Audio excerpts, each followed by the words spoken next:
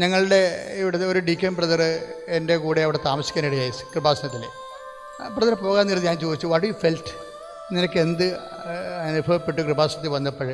അപ്പോഴുടനെ brother എന്നോട് പറഞ്ഞു, DK പറഞ്ഞത്, എൻ്റെ അമ്മയോടുള്ള ഭക്തി എനിക്ക് നഷ്ടപ്പെട്ടിരുന്നു സെമിനാരി വെച്ചു.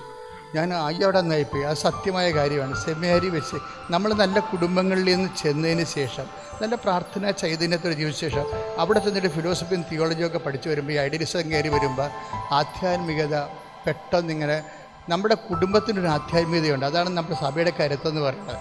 അത് അച്ഛന്മാരുടെ ആധ്യാത്മികത അല്ലത്.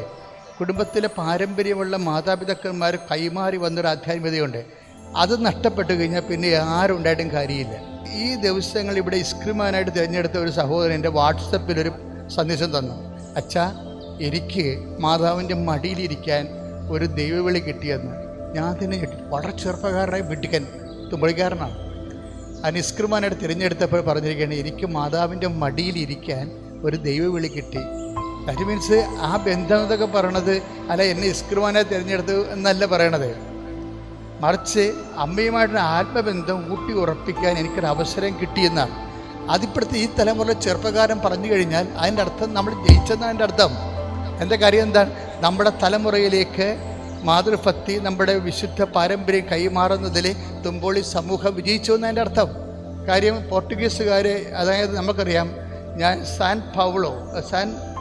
സാൻ ഗാബ്രിയേലോ, അതാണ് വാസ്കോ ഡ ഗാമയുടെ കപ്പലിൻ്റെ പേര്. കപ്പാട് വന്ന് മുട്ടുന്നത് സാൻ ഗാബ്രിയേലോയാണ്.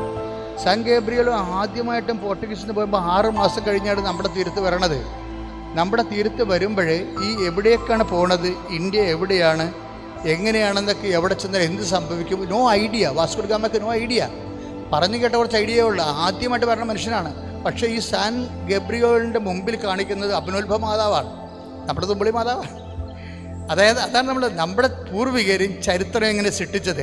മറിയത്തിൻ്റെ കൂടെയാണ് ചരിത്രം സൃഷ്ടിച്ചിരിക്കുന്നത്, അല്ല വേറെ ആരുടെ കൂടെയല്ല. സഭയ്ക്കൊരു ചരിത്രമുണ്ടെങ്കിൽ അത് സൃഷ്ടിച്ചതാണെങ്കിൽ അത് മറിയത്തിൻ്റെ കൂടെ സൃഷ്ടിച്ചിട്ടുള്ള ഐതിഹാസികമായ വിശ്വാസ വക്താക്കളുടെ അവശേഷിച്ചിട്ടുള്ള പാരമ്പര്യമാണ് നമ്മൾ തുടരുന്നത്.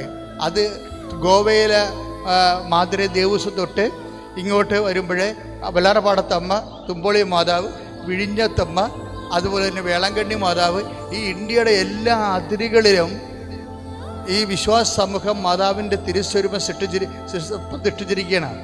എന്താണ് അവർ വാസ്കോ ഡ ഗാമ വന്ന് എത്തുമ്പോൾ തന്നെ കയ്യിലൊരു പ്ലേറ്റാണ്.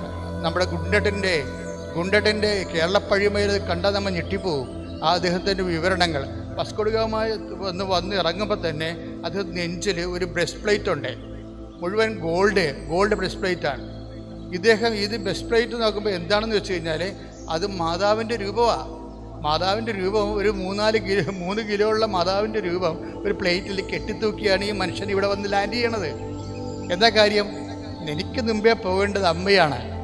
700 കൊല്ലം പോർട്ടുഗീസ് തുർക്കികളുടെ ഭരണത്തിലുണ്ടായിട്ട് പോലും, അവിടെ ഫാത്തിമ എന്നുള്ള സ്ഥലം പോലും ഉണ്ടായിട്ട് പോലും ഒരൊറ്റ മനുഷ്യനെ അവർക്ക് കിട്ടാതെ കത്തോലിക്ക വിശ്വാസം നിലനിർത്തിയതിൻ്റെ പേരിൽ ഈ അമലോത്ഭവ മാതാവിന് ചരിത്രപരമായ ഒരു ദൈവിക നിയോഗമുണ്ട്. അതിൻ്റെ കാരണമെന്ന് പറയണത് ഈ അമലോത്ഭവ മാതാവിനെ 1000 കൊല്ലം പോർട്ടുഗീസുകാർ സഭയുടെ ഒരു അനുവാദവും ഇല്ലാതെ അവർ സ്വന്തമായിട്ട് ആഘോഷിച്ച് നടന്നൊരു ആധ്യാത്മികതയാണ്.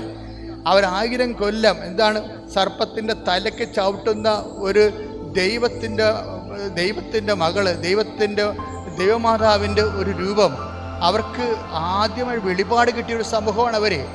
അതുകൊണ്ട് തന്നെ അവരെ കൊണ്ടാണ് ലോകത്ത് മുഴുവനും പ്രൊട്ടസ്റ്റന്റ് വിപ്ലവത്തിന് ശേഷം സഭ എല്ലാ തെക്കേ അമേരിക്കയിലും മറ്റെല്ലാ രാജ്യങ്ങളിലും ചെന്നിട്ട് വീണ്ടും പടുത്തുയർത്തപ്പെട്ടതും വീണ്ടും തളർത്തതും വീണ്ടും വളർന്നതുമെല്ലാം ഈ മരിയൻ ഭക്തിയുടെ അടിസ്ഥാനത്തിലാണ്. ദൈവവേദലെ, ഞാൻ നിൻ്റെ വിനയത്തോട് നിന്നോട് അപേക്ഷിക്കുകയാണ്. എന്താ കാരണം വെച്ച് കഴിഞ്ഞാൽ, നിൻ്റെ സഭയുടെ ചരിത്രത്തിൽ മാത്രമല്ല, ഒരു വ്യക്തിയുടെ വിശ്വാസ്യതയുടെ ചരിത്രമെന്ന് പറഞ്ഞു കഴിഞ്ഞാൽ പോലും ആ ചരിത്രത്തിലും നമ്മൾക്കൊരു ഈടറിവ് സംഭവിച്ചു കഴിഞ്ഞാൽ നമ്മളെ തിരക്കാനും അന്വേഷിക്കാനും നമ്മുടെ കാര്യങ്ങൾ പറയാനും പറയേണ്ടടുത്ത് സ്വാധീനം ചെലുത്തിക്കൊണ്ട് നടപ്പിൽ വരുത്താനും നമുക്ക് മറിയത്തെ തന്നിരിക്കുന്നത് ഈശോയാണ്. ഈശോ മറിയത്തെ തരുമ്പോൾ അവൻ നഗ്നനായിരുന്നു. ഈശോ മറിയത്തെ തരുമ്പോൾ അവൻ രക്തപങ്കിലായിരുന്നു. അവനൊരു വിറച്ചിയായിട്ട് വിറകെ തൂങ്ങുന്ന സമയത്ത് ഇല്ലാത്ത ശ്വാസം ഉണ്ടാക്കിയാണ് പറഞ്ഞത്, this is you be called your mother, ഇതാണ് നിൻ്റെ അമ്മയെന്ന് പറഞ്ഞാൽ യേശുക്രിസ്തുവിൻ്റെ വിശുദ്ധമായ രക്തത്തെ മുക്കിയിട്ട് നമുക്ക് അമ്മയെ ഏൽപ്പിച്ച് തന്നിട്ടുണ്ടെങ്കിൽ അത് അന്ന് മുതൽ യോഹന്നാൻ പറയും, അന്ന് മുതൽ ആ ശിഷ്യൻ അവളെ സ്വന്തം ഭവനത്തിൽ സ്വീകരിച്ചിട്ടുണ്ടെങ്കിൽ ആ സ്വന്തം ഭവനം എന്താണെന്നുള്ളത് മനസ്സിലാക്കണം. ഇന്ന് വരെ മറിയത്തെ ദൈവമാതാവായിട്ട് നമ്മുടെ ഭവനത്തെ സ്വീകരിച്ചിട്ടുണ്ടെങ്കിൽ അതാണ് ദൈവത്തിൻ്റെ സ്വന്തം ഭവൻ. അതാണ് വിശുദ്ധ കത്തോലിക്ക സഭ എന്ന് പറയുന്നത്. അതുകൊണ്ട് തന്നെ സഭയുടെ വിശുദ്ധ പാരമ്പര്യങ്ങളെ നിലനിർത്തുവാനും സംരക്ഷിക്കാനും അതിൻ്റെ അരൂപിയിൽ നിലനിർന്ന് വളർന്നു പോകുവാനും നമ്മൾക്ക് ദൈവവും അതുപോലെ തന്നെ നമ്മുടെ വിശ്വാസത്തിൻ്റെ സാമ്രാട്ടുകളും നമുക്ക് പകർന്നു തന്നിരിക്കുന്ന അതേ ചൈതന്യം കെടുത്താതെ സൂക്ഷിക്കുവാൻ അടുത്ത തലമുറ കൈമാറുവാനും പെരുന്നാൾ നമ്മളെ സഹായിക്കട്ടെ. ദൈവം നിങ്ങളെ അനുഗ്രഹിക്കട്ടെ. പിതാവിൻ്റെയും പുത്രൻ്റെയും പരിശുദ്ധാത്മ നാമത്തിൽ ആമേൻ.